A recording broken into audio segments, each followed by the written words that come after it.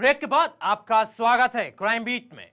उसने की थी एक गैंगस्टर से मोहब्बत। उसकी मोहब्बत अपनी मंजिल यानी शादी तक भी पहुंची।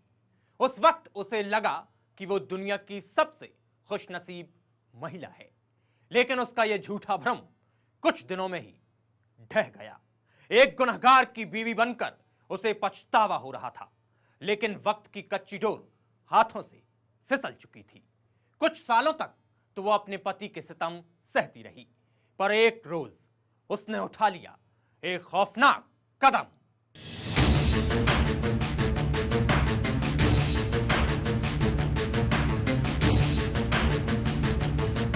गुड़गांव के आचार्यपुरी इलाके के इस मकान में रविवार सुबह अचानक सुनाई दी गोली चलने की आवाज। इलाके में उस वक्त पसर जाता है सन्नाटा, और तभी घर से निकली खून से लथपथ एक महिला की लाश।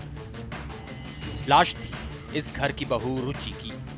पुलिस के मुताबिक 23 साल की रुचि ने घर में ही रखी 9mm पिस्टल से खुद को गोली मार ली थी। आनन फानन में घर वाले उसे पास ही मौजूद सिविल अस्पताल में ले गए, जहां डॉक्टरों ने उसे मृत घोषित कर दिया। रुचि ने गोली सीधे माथे पर मारी थी, जिसकी वजह से उसका बचना नामुमकिन था।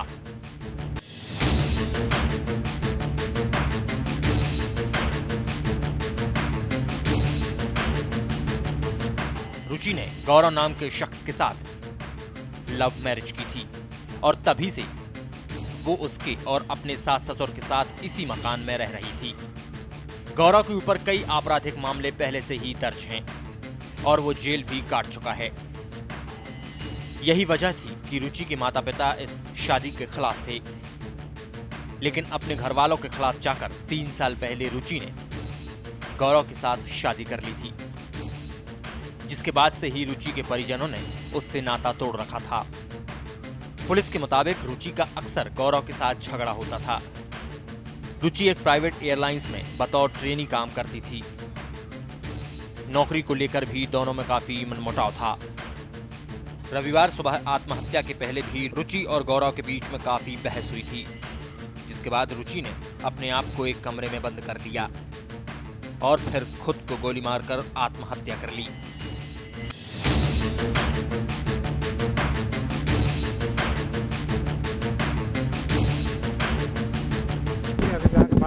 कोई पिछला रिकॉर्ड भी आया है क्या?